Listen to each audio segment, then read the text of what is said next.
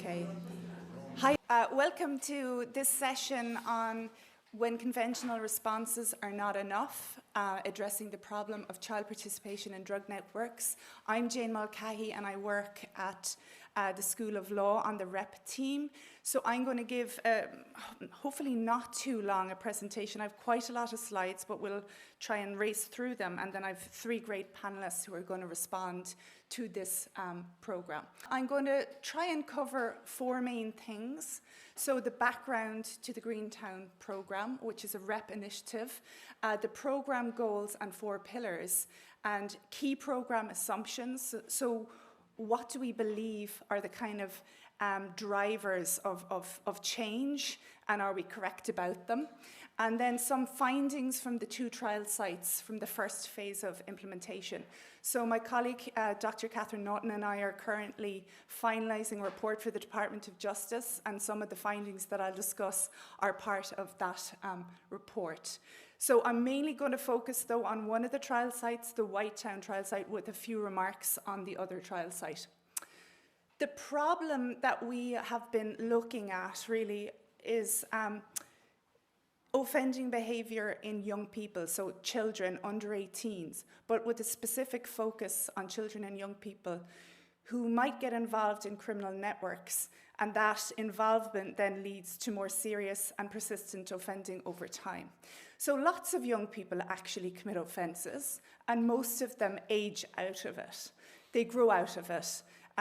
They start having a stake in society and other goals and that type of thing. But for a tiny proportion of young people, they get very heavily into crime, and they might go on to become adult offenders.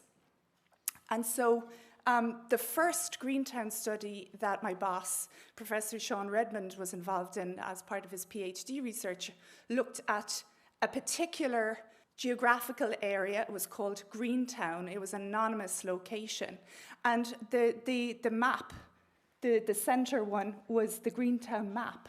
So basically this is called the twin site process, and Sean developed this methodology. It was originally called battleships and then was kind of renamed twin site. So what it involves is the Garda Analysis Service creates two versions of a map, and one has the names and ages of the network members, and the Gardaí have that map, and the research team have the other map that just have codes. So they don't know the names of the individuals, they don't need to, but they can have a conversation then with Gardaí about the young people, the adults that they're maybe friendly with or connected to, and get a sense then of, are they involved in a network? And if they are involved in a network, has that an impact on their offending behaviour? So that was the Greentown initial study. After that, there were two more replication studies, the Bluetown and Redtown study. Catherine was involved in the Redtown study, and Ono Maradeli, another colleague, was involved in the Bluetown study. And these studies were trying to find out again, is there a network or networks in these localities? And if so, do they have an impact on children's offending behaviour patterns? In other words, if kids get involved, do they become more quickly involved, and is it harder for them to get out, and what can we do about it? And right now, we're in the process of implementing a programme in two locations, Yellowtown and Whitetown. There was another study that my colleagues were involved in, Catherine and Sean, the National Prevalence Study. This again was trying to figure out, were the original Greentown findings of relevance elsewhere in the country. So juvenile liaison officers who are specialised Gardaí working with young people with offending behaviour, they responded to this survey. There was an excellent response rate, 90% response rate, and they confirmed that the Greentown findings were also relevant in their locations.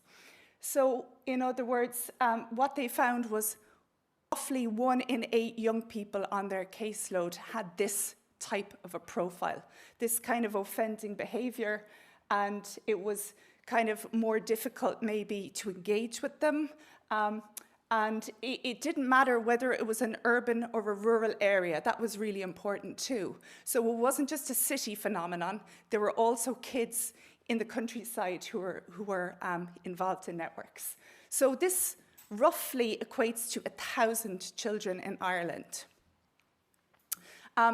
This is a graphic that Catherine prepared, and it's really nice, I think, for showing that networks aren't quite all the same. They can have different composition. Some of them are family and kinship, so they can be very close family ties, and as you can imagine, that will pose different difficulties for children, because if all your family members are involved in it, do you really have a choice? How much agency do you have in getting involved in the first place? And how do you engage with young people in this type of situation? Then there are other ones that are more kind of loose networks of peers and associates. These might often be drug networks. And in Whitetown, in the area that I'm leading, it's that kind of type of a dynamic. Lots of young people involved in drug-related crime. But there are many different types of them. Then there are some burglary networks as well. And they all have, I suppose, different aspects. There can be coercive control. That's a common feature in particularly the more looser networks. You know, there's a culture of domination and surveillance and threat and drug debt intimidation oftentimes as well. So just a little bit about children's context then. From all the studies, there are certain common factors. So economic deprivation, unsurprisingly, is common to all the young people. There are multiple adversities within the family home. Very often single-parent families, imprisonment of family members, physical and emotional neglect, abuse of a physical and emotional nature, parental substance abuse, experience of domestic violence, and mental health issues. I don't think that probably surprises anyone all that much. Also, poor guardianship and supervision is a common feature. So the caregivers don't really know where their kids are oftentimes, or who they're with, or what they're doing late at night. School exclusion is very, very common. It's the norm, and problematic peer groups. So many of the children's friends are involved in network activity, and they just kind of often drift in. It's not even a very conscious decision, oh, I'm going to join the network. They're just there on the sidelines and often get pulled in or do little jobs, and that's it. Very little involvement in pro-social activities. And by that I mean things like the GAA or, you know, drama, whatever it is, things that young people often do where they can meet peers and have dreams. There's very little of that. And where there was, it kind of falls off when the boys go to secondary school. Often that transition is very difficult, if they make the transition at all. The context in the local areas then, the crime network or networks cause this insidious sense of fear across the community. Network leaders are seen as invulnerable and have a kind of mythical status. The residents feel that they're constantly being watched. So that's not a nice feeling. You know, you can't be friendly to the guards because what might they think? They might think you're a rat. So people try and keep the head down if they're law-abiding, and if they're young people, especially young males, they just don't want to be seen as friendly with the law, basically. Young people may be involved in retaliations against their peers. So this is really interesting dynamic. They can be both victims and perpetrators in the same day or week. And that's because they might have to pay off a debt. And the way they do that is by doing something to someone that they're actually quite good friends with. It's quite a dangerous environment to be living and operating in. And young people are more fearful of the network members than they are of the guards. Again, that probably doesn't surprise anyone greatly here. Or they're not really fearful of the criminal justice system. Actually, what appears to be being said to young people in Whitetown is that you're under 18, nothing's going to happen to you. So when young people come to the attention of guards and maybe are arrested for the first time, it's like, you can't do anything to me. So this is also driving the recruitment and retention of children into the lower age groups, because as you're approaching 18, you're not as useful anymore. So our Greentown program is seeking to load the dice in favour of the young people. And what that means really is it's loaded against them right now. And what we're trying to do is have a kind of multi-systemic approach, a multi-agency approach to loading it back a little bit in their favour. So that they might just get out or lessen their offending or see that there are actually other opportunities open to them. So these are the 4 pillars that we're operating with.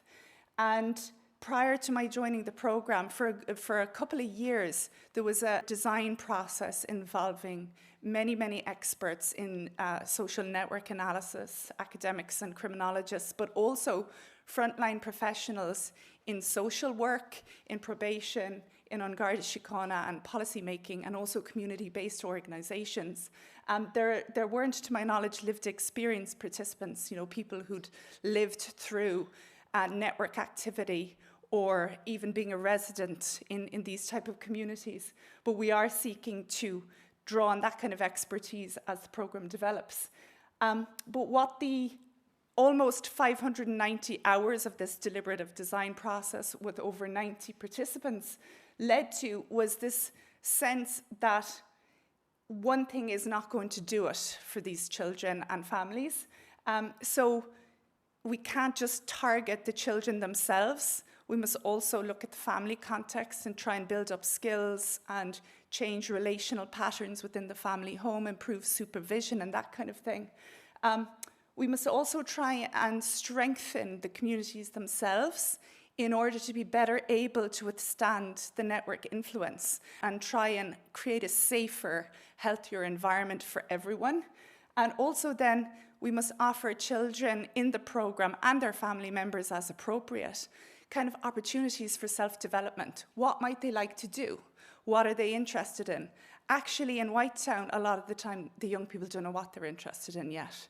They're in a very much kind of or they appear to be in a sort of shutdown state where their physiological needs, their safety needs are too much a preoccupation. So thinking about the future and thinking about being creative is a bit difficult right now, or that's how it appears at this stage. And this multi-agency oversight then, each of the trial sites has a local advisory committee with input from Garda Síochána, Probation, Tusla, and some community-based organisations, as well as the local provider and ourselves, REP. And I should say REP is Research Evidence into Policy Programmes and Practice. We're funded by the Department of Justice. It's a partnership, a unique partnership. So we have the possibility in this programme to identify ways of working and mechanisms for change that can then be hopefully rolled out in other youth justice programs throughout the country at the end of the program. So the 2 goals of the Greentown program are kind of simple, actually, and they're simple, but they're also immensely complex. They're simple in the sense that there's not 100 of them. So what we want to do is to try to reduce the influence of criminal networks on children who are at risk of involvement. And for those who are already involved, we want to try and get them safely out and into pro-social opportunities. Easier said than done, folks. It's much easier said than done because there are a lot of factors mitigating against that. But that's the aim. There are actually quite a lot of program assumptions. I can't go through them all. But some of them are that the 4 pillars need to work together. They need to be a seamless, integrated whole.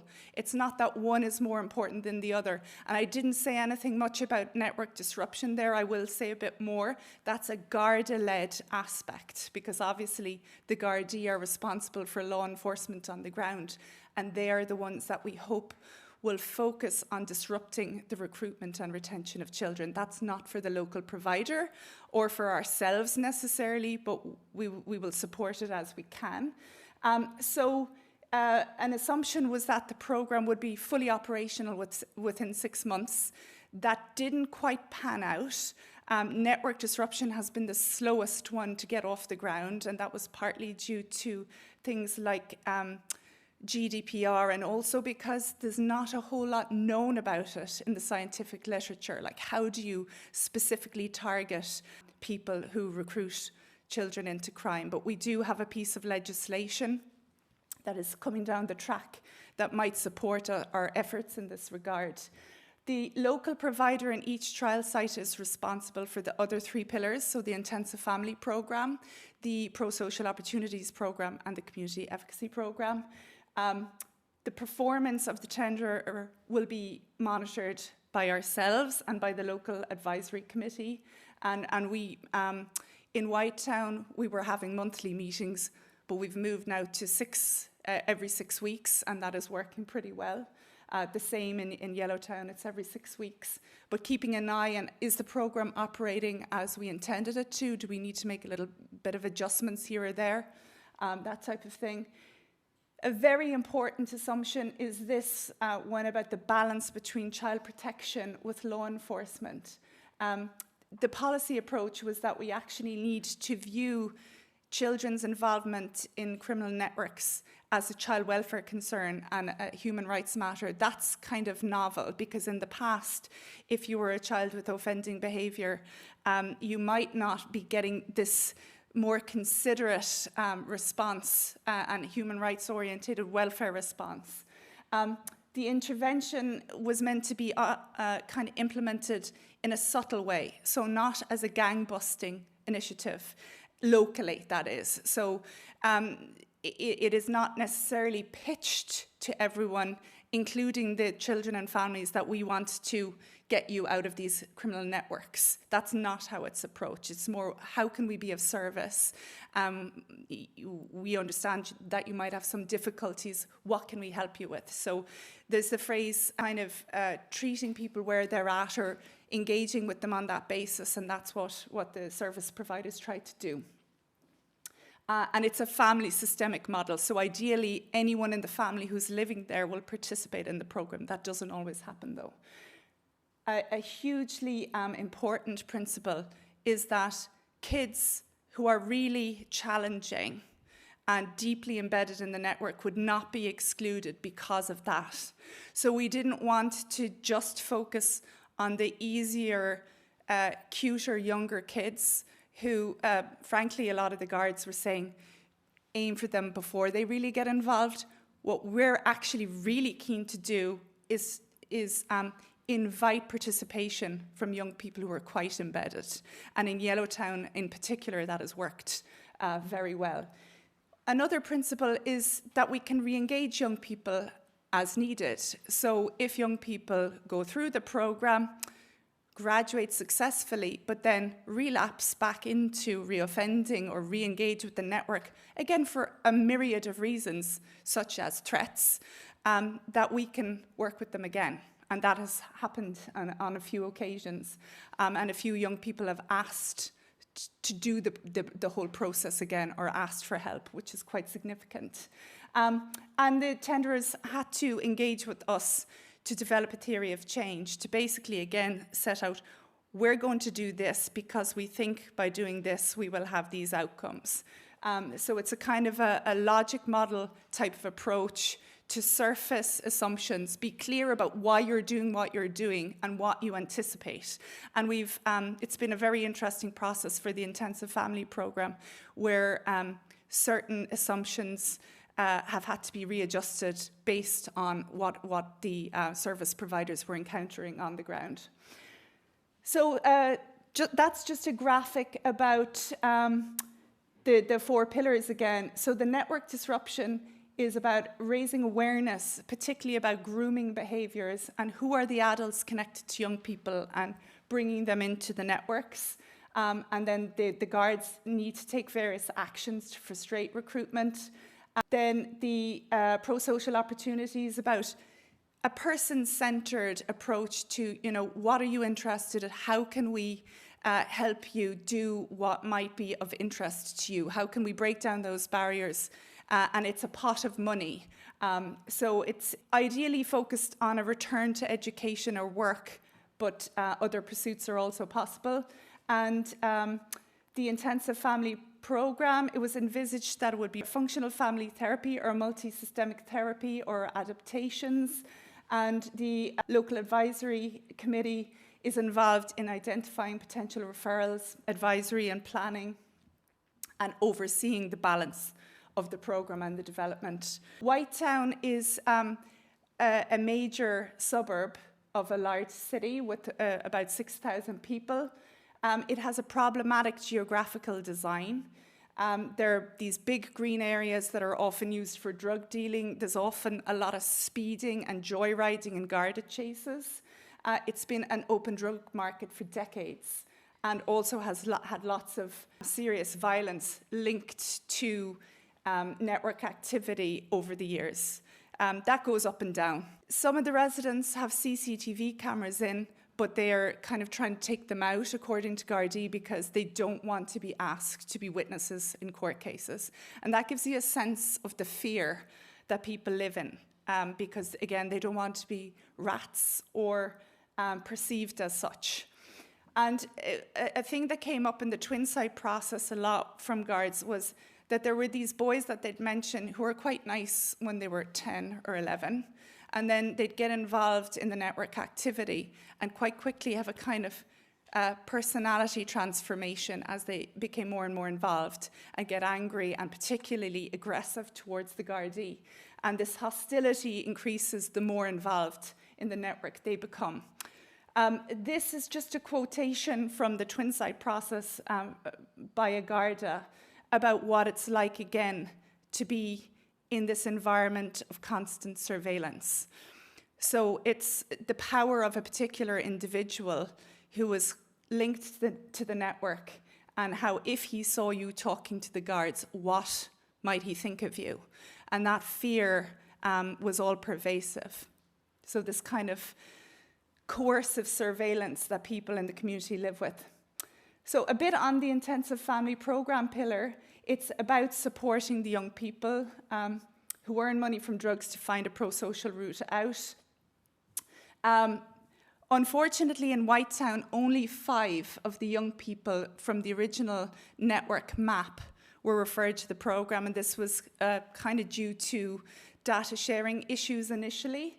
But the program has worked with a lot of young people to date. The therapists have a caseload of 5 to 7 cases. They're working primarily with functional family therapy, which I'll say a little bit about in a minute. 2 young people whose cases were closed were reopened due to major life changes.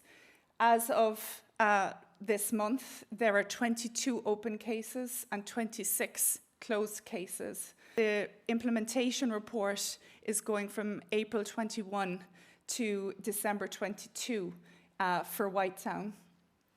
And that's really just to show the improvements in referrals as well once it got up and running. And the contractor is also offering booster sessions to some families where the kids have graduated from the program, but there are still some risks there. So to help them keep the positive progress going. The core of the program is functional family therapy. It's one of the few evidence-based treatment models for young people in conflict with the law. There are many studies showing effectiveness. It's a best practice treatment for working with adolescents and families of externalizing disordered adolescence. So problematic behaviors, antisocial behavior and crime. The therapists, very importantly, they also provide a therapeutic case management function. And this is, I use the phrase quite a bit about a hand-holding approach. So it's where people need assistance accessing housing or accessing education or addiction treatment. It's not just making a phone call, it's bringing people to it if that's what's needed. And also an advocacy role, speaking up for people if their front door is kicked in and trying to get them a new door, trying to get them rehoused if that is what's needed. So it's quite sensible in, again, doing what needs to be done in order to make the connection and be of service, really. So applying for a barring order is another example. Therapists have also added to their kind of toolbox by getting training in dyadic developmental psychotherapy, which is an attachment-focused therapy, and it looks at developmental trauma because that was seen as kind of needed in some cases. Pro-social opportunities pillar, this is again about helping people access opportunities. Mentoring is a key aspect in Whitetown, and this is about trying to improve their access to healthy relationships and support, really, because sometimes the young people don't have any good, safe adults in their lives. There's also a €50,000 fund that is there to help people access these fun activities. So therapists have brought young people out for meals to build the alliance with them and gain trust.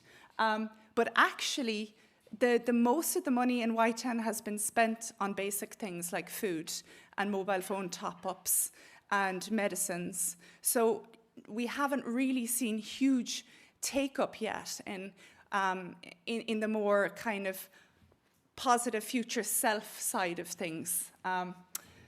Community efficacy, this is about building the strength in the community. There have been lots of things done in Whitetown, including a public messaging campaign, a multi-agency scrambler initiative, a fun run through the park that had been very tainted by violence, an arts festival that had loads of cool things in it, but specifically it had a dog show, which was targeted at the young men in the community because they loved their big dogs. And, that was an imaginative way of trying to make it relevant as well. There was support for a women's group on the basis that women are often driving the community. There was a self-development program for local leaders, and that's a big thing that they're trying to do. It's not easy, again, when people are fearful of being seen. Trying to become a local leader is not easy. A case study here involving drug debt. A young person, this was an early case, he worked through all 3 stages of functional family therapy. So there's engagement and motivation stage, then there's the behaviour change stage, and then generalization, which is about putting it into practice in the real world. He did all of that with his caregiver. It worked out well. He did a manual handling course, he had a job, but he became involved in the crime network again. And he actually was involved in multiple networks, or they were after him, so something happened. He asked to rejoin the service. He asked for help, and this is really important because lots of people don't know how to ask for help, or they're afraid of asking for help, but he did, which signifies, I think, trust or a sense of value. He had a big drug debt, and 3 gangs were after him at one point. His mom's house was attacked, and she had a small baby. He had a new son, and the service reopened his case, but there was no point in going back over functional family therapy all over again because he'd done that already. So it focused more on trying to be of relevance in the here and now, the case management side of things. So trying to help him secure housing. Again, easier said than done in our current situation. And they were also trying to help him with visitation access for his child. The network disruption pillar, as I say, this one is the least developed, but we have had some positive progress in recent times. There have been many good meetings over the last kind of 6 months or even a bit longer with various members of Garda Síochána to try and progress this. There was a first joint network disruption meeting between the 2 local advisory committee members, and the Gardaí who are involved in the 2 areas are meeting soon to specifically discuss how best they might look at disrupting the grooming of children into crime. Very, very quickly, and thank you for your patience, Yellowtown is the other trial site that Catherine is leading the monitoring and evaluation. It's a large town. There's a history of low-paid employment. It has lower levels of educational attainment and income per family higher unemployment and teen pregnancy rates, and that's for a long time. Large council estates with a lot of disadvantage. There's been quite a lot of drug-related crime, including serious violence, murder, use of firearms, petrol bombs, and there have been several interventions by the state and the Gardaí to increase community safety and well-being. For the report for the Department of Justice, the implementation period is a little bit different. It's just covering a year. It started in Yellowtown a bit later than in Whitetown, and there have been fewer cases in Yellowtown, but importantly, they have been with very embedded young people. And so this is another great graphic from Catherine that shows the complexity of the program in operation. So no two young people are the same, which means that the program intervenes differently according to their needs, their risks, and their strengths. It is a strengths-based model, it's a relational model, so very much again about the support worker trying to build connection and trust and to be of relevance and service to the people and their families, and it has worked with many younger children as well, and has been quite effective so far. So very briefly, a couple of case studies.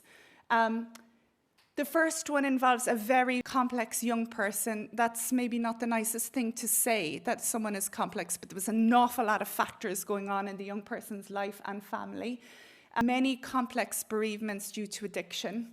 So there was grief, unprocessed, kind of very complicated grief there.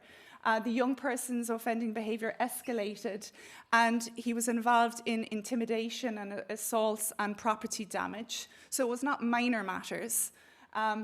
He was difficult to engage. The younger siblings were also becoming difficult, having problems at home, at school, and the Gardaí were starting to notice them. The mom was in denial about the young person's involvement and very protective.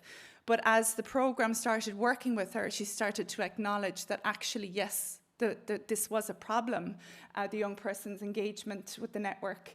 He was detained in Oberstown. And during that detention, the program continued to work with the mom and the family and the younger siblings. And the mom managed to get employment, and the life in the home stabilized while he was away. When he got back out again, he kind of linked in with the program, and to date there have been no new arrests, charges, or cautions. Now, that does not mean everything is finished necessarily. He's still friendly with people who are network involved because they're his neighbours. So the situation basically is dynamic, but there have been no arrest charges or cautions to date. This is a high-status young person. There are not that many of those, but this young person's caregiver was involved with the network. His physical needs were always met, always nicely dressed and fed, that kind of thing. He was motivated for change because he was a new dad, and this might be something that is important in the Yellowtown area. It's a moment where people can be ripe for change, and he was isolated from his family, known in the community. The pro-social program aimed to build his confidence, and there was stuff around the gym and employability skills. While he didn't have a secondary education, he did have certain skills and was quite good at managing money. And he did very well in his driving theory tests. He spent 11 months on the intervention. He stopped offending and is in employment with reduced drug use. He's got a few pro-social peers and is currently the primary carer of his baby. So that is a very positive story. Again, dynamic. So finally, we're nearing the end of our first funding cycle. There were no off-the-peg programs like this out there. This is a very, very novel type of intervention. So Catherine has a phrase about how we're kind of building the plane as we're flying it, so making adjustments as needs be. And we're hoping that we will get additional funding for another 3 to 4 years because the learning is ongoing. So, yeah, it will take about that period of time to truly know what is working, what isn't, and what can we maybe share with other youth diversion projects and the like going forward. So thank you very much for listening, and I'm going to invite you guys up to the panel. Okay.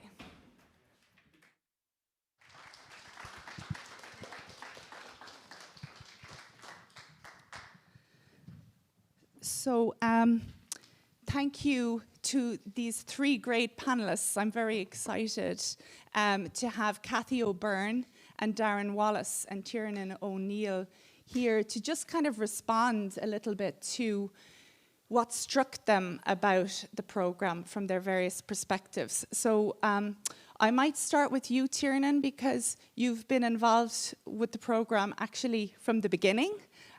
So maybe you can just tell us a little bit about yourself and what you think is important about it. Thanks, Jane. I suppose, I have been involved, I suppose, since probably 2016, 2017. I'm looking for Sean there in the room. I hope I'm getting the dates right. But for me, look, I'm a primary school principal.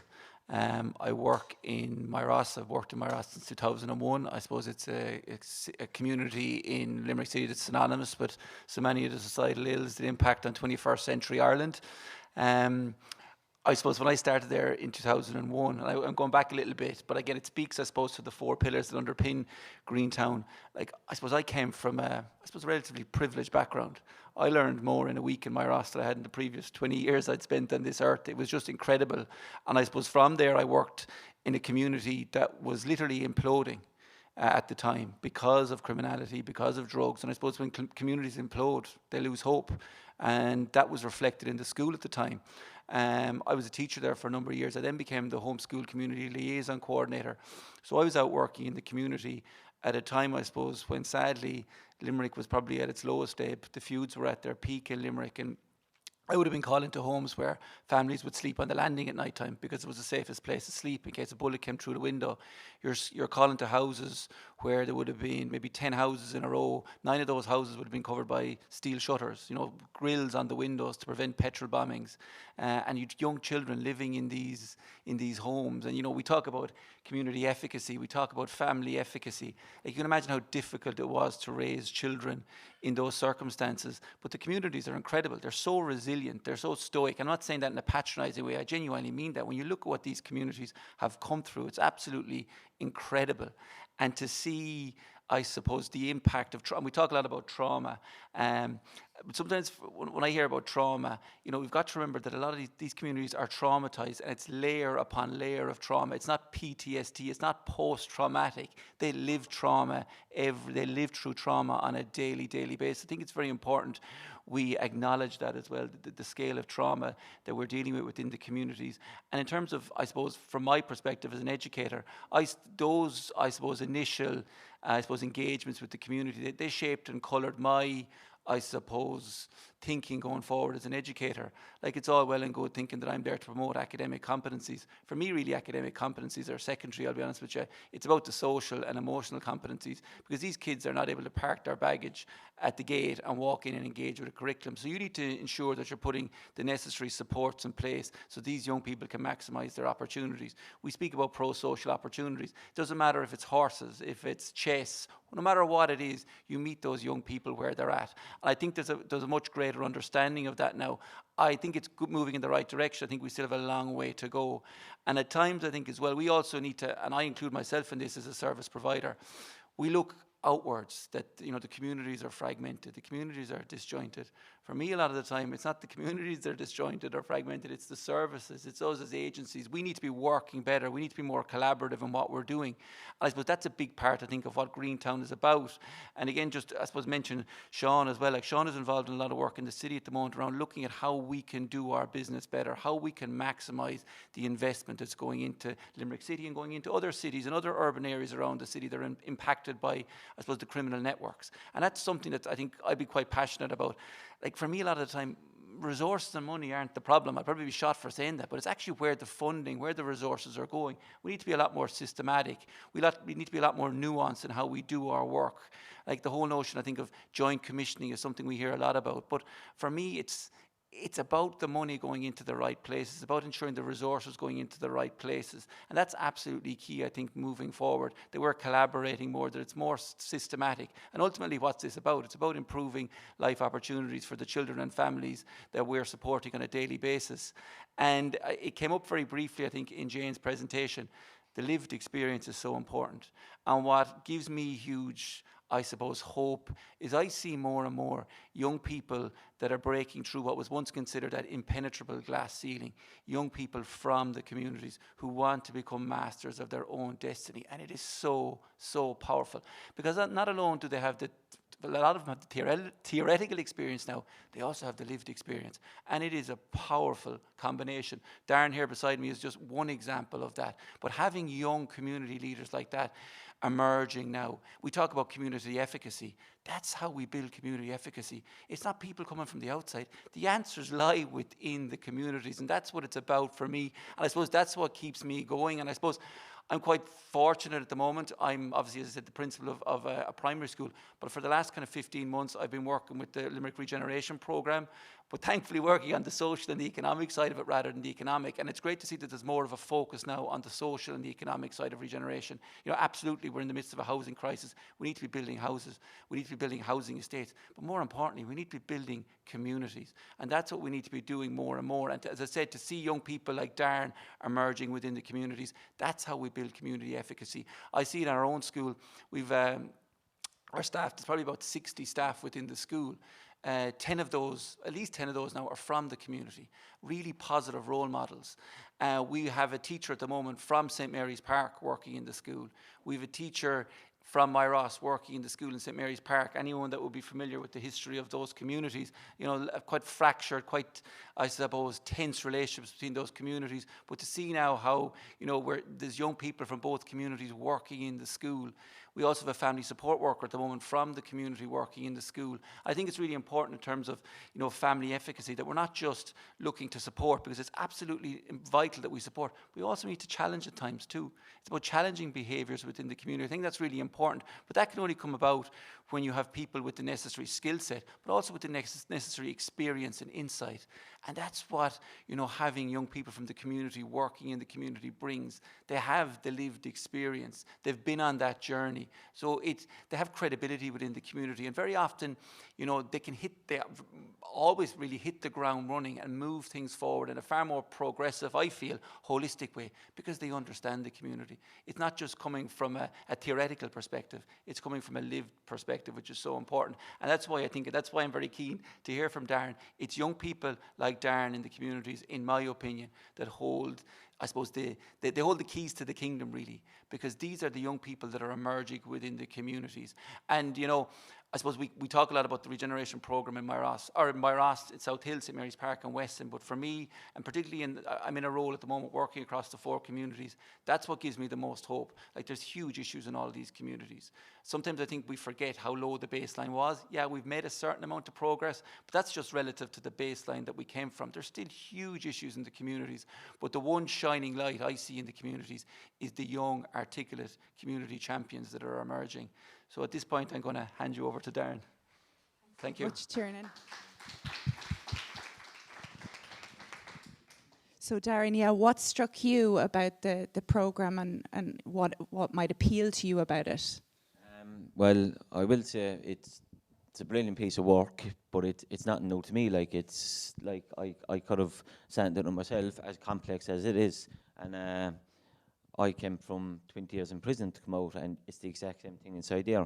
But not a whole lot has changed in those 20 years that I left and came back. And what I think would add to this research is it's a generational thing, like going back 3-4 generations, poverty, unemployment, poor housing. So like when you say the children and the problems they have, it's these are part of the reasons. Also, the criminal networks, the families, like they have been just left for and run riot. They have not been stopped once.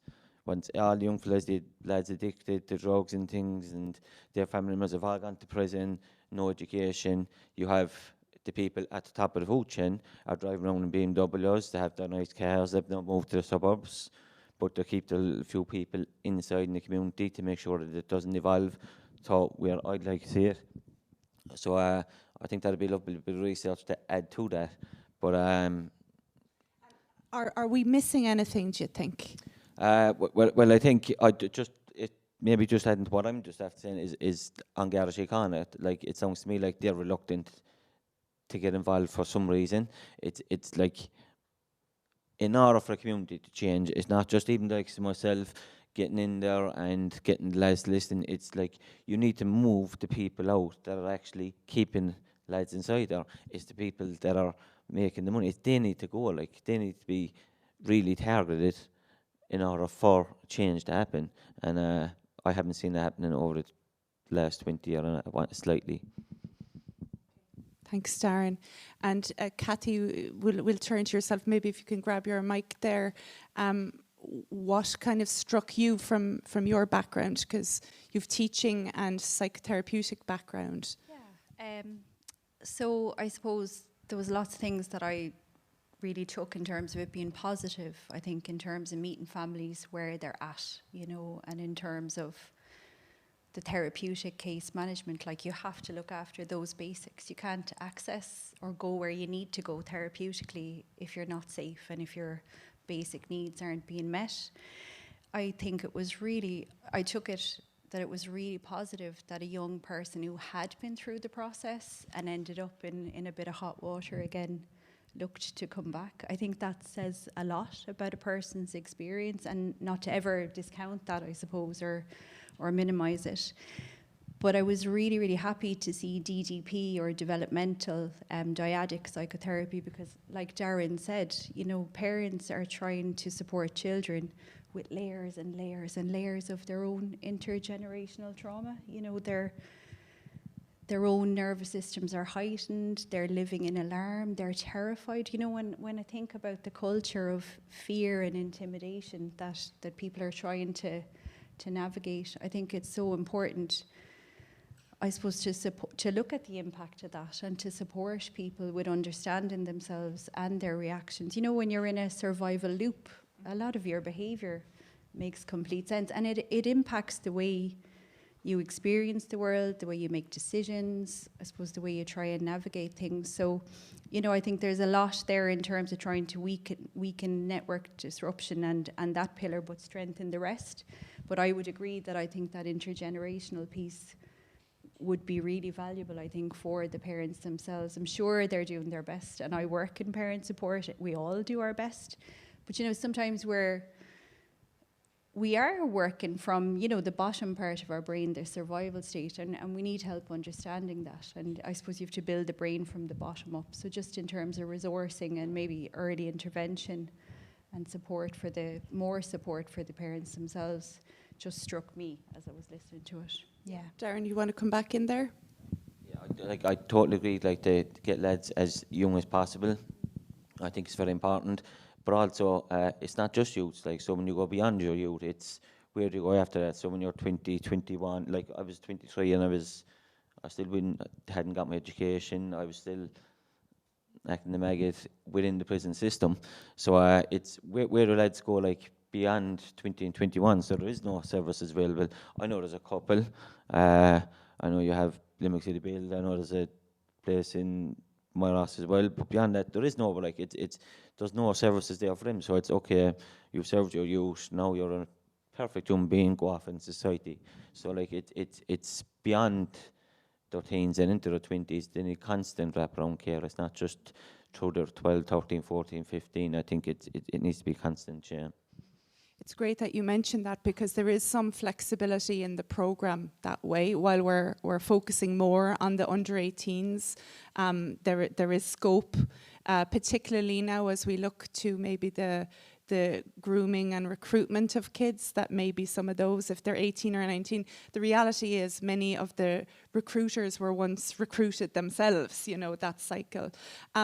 Just one question on therapy readiness, Kathy, because it has occurred in Whitetown a few times that some of the children or young people and families have not been in a space to really be talking about their relational patterns and why things might be the way they are. Why might that be the case, that it's harder to avail of the opportunity of therapy, do you think? So I think one of the biggest conditions or preconditions you need for therapy to work is safety. And if you're not feeling safe, it's not going to feel okay to explore. Do you know, like what you were saying about the speech and drama, or, you know, those young people won't feel safe to be able to explore because their main preoccupation is their survival and you know, who they need to be watching out for and what they need to be getting ready for. So I would see that as probably the biggest barrier to why it's hard to engage that. And if you think about it, to survive in a community, you have to have your defences up. You know, you have to be aware of your surroundings, and it can feel very threatening to start thinking about opening that or taking them down or opening up a small bit. They're there for good reason. They're there to keep you safe. So, you know, it's quite limited what somebody can do if they're going back out into the same environment, would be my feeling. And you know, people know well what they're able for, what their capacity is, and if they're not ready to engage, that's usually for very good reason, but usually I would think quite linked to how safe they're feeling, which can be, you know, built over time. And I was thinking of Maslow a lot when I was thinking about the therapeutic case management. These things take time, but yeah, I really think that's probably the biggest barrier, is just not feeling safe enough to have a look at it or having to go back out into the same environment. That would be my feeling, if that makes sense. Yeah, it does. Yeah, thanks, Kathy. And Darren, I wonder if you can think back when you were a bit younger, would there have been anything that might have helped you at a given time, you know, or would there have been barriers, again, like if you were offered something like functional family therapy, you and your family, might you have felt safe enough to do it, or might there have been challenges there, do you think? One thing for sure, if I came from a different background, then more likely I wouldn't have faced the issues I did. I think that's a given. I think that's for the majority of people that comes from where I come, St Mary's Park or my lass, is where you come from is like part of the reason why you are where you are. I don't know. I think there's a lot of agencies out there at the moment, and I've visited a few of them, and I work in one at the moment. And one thing I see is like everyone competes against each other. It's like you all want to help, and it's like there's no one like myself leading a board and an organisation to make decisions, but everyone wants to compete, and I think everyone should be sharing, like helping each other to some extent at least, rather than saying this is where we should go, this where we should go. I think like help, like you might not be suited for PAL, but you might be suited for LCB, or you might be suited for the equine service or whatever is available. But I think like sharing like with each other rather than competing with each other is because it's the individual that's important, not people on the top of boards, in my view. Thank you for that. Yeah, whose needs are we serving at times? Anything that you might like to add there, Tiernan? Just to echo what Darren said there, you know, I think again, as I said, we need to be looking inward in terms of, you know, the services and how we operate. We need to be more cohesive and coherent, because ultimately this is about the young people. This is about improving life opportunities for children and family. And, you know, we hear a lot about the state, you know, signed up to the United Nations Convention on the Rights of Children, that, you know, children need to be protected, need to be nurtured, need to be empowered. Like, you know, on a daily basis, I constantly question that when I see that the lives of some of the young people we're working with, what they endure and what they face. But I think Kathy brought up a point there as well around the kind of the family therapies. Like for me, like the answers lie within the families. Like we cannot just work with young people or children in isolation, and it can be difficult at times. I know a number of people here work with parents, and it is difficult because you're dealing with being multi-generational trauma. And I suppose many of the parents I would engage with, they were young children when the communities were literally imploding and there was little or no services available 20 years ago. We're fortunate enough now, but sadly a lot of it, more than what Darren alluded to there, you know, it's a constant struggle and fight for resources. A lot of it is the funding is secured from philanthropic sources. You know, when you look at, you're trying to provide mental health supports for parents and children, but you're trying to secure philanthropic funding, it's difficult, and I suppose it's frustrating when you see, I suppose, the gains and what can be achieved if you're working in that holistic manner with both parents and children. And I think, and I've discussed even with some people here, when you look at even the employment opportunities that are out there, you know, I spoke to somebody recently and said there's a job or there's a training program for every young person in this city at the moment. But we've got to be cognizant of the baseline that a lot of these young people are coming from. So you've got to be able to meet people where they're at. And Darren, alluded to, for example, the Limerick City Build, where Darren currently works. They're meeting young people where they're at. These young people don't have to come in and tick a box or fit within a particular area, that the service wraps around them. And that's so, so important, because you've got people on the ground there who understand the journey these young people are on, and you're meeting them where they're at. I think that's so, so important, that we need to be tailoring the programs to meet the young people's needs. Like, these young people shouldn't have to fit a particular box to engage with a service. You meet them where they're at. I think that's critical. And obviously then working with the parents as well. Thank you, Tiernan. We're coming up to the hour, but Kathy, is there anything that you'd like to add, you know, as a psychotherapist and former teacher? Might we add anything to the program, or should we consider anything else, do you think? I was happy to see that GDP improved. I think trauma-informed therapy is really important. I think understanding our brains, how they work, how our nervous systems get formed, you know, in our childhood through our experiences. I think in my own work with parents, I've found that really helpful, you know, because we all react as people, you know, and we don't always understand our reactions, but it's trying to get to know yourself, know your nervous system, know where it might have come from. And, you know, when we're little, when we're young, we're learning, is the world safe? You know, will people meet my needs? And yeah, I think there's huge value in that. I think just in my own work, I find it very valuable. But I think just having an appreciation for where people are at, meeting them, learning from lived experience. Like Darren says, everybody working together to do the best we can. But I think, you know, really supporting parents to understand their challenges and young people to understand their challenges and where they come from, and resourcing them then as best as we can to go forward.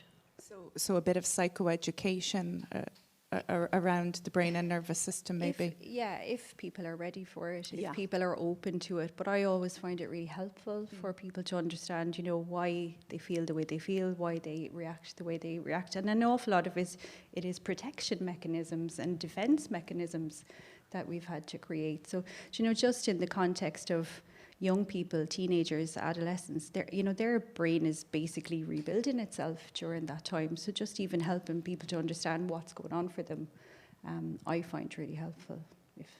Okay, and thank you, Kathy. And just one final one for you, Darren.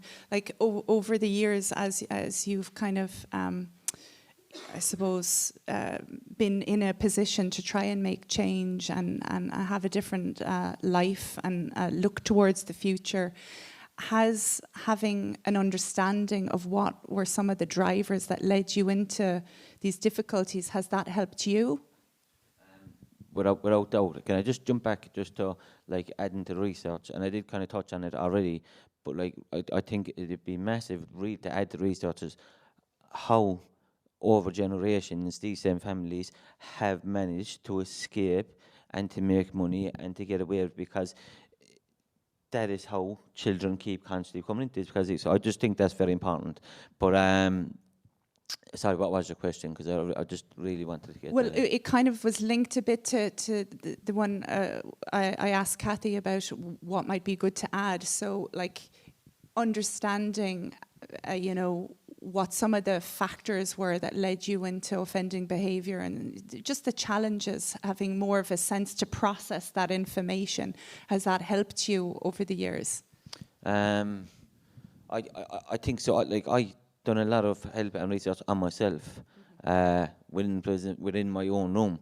But I done therapy once I got into my mid-20s, and I kind of got a bit more mature, which helped me look back and kind of see the errors in my ways, but how I can transform my own life. So yeah, it definitely helped. And the solutions that are up in this board are brilliant, and no doubt about it. Yeah. Okay, thank you very much. We better finish there, folks. Thank you so much for your attention.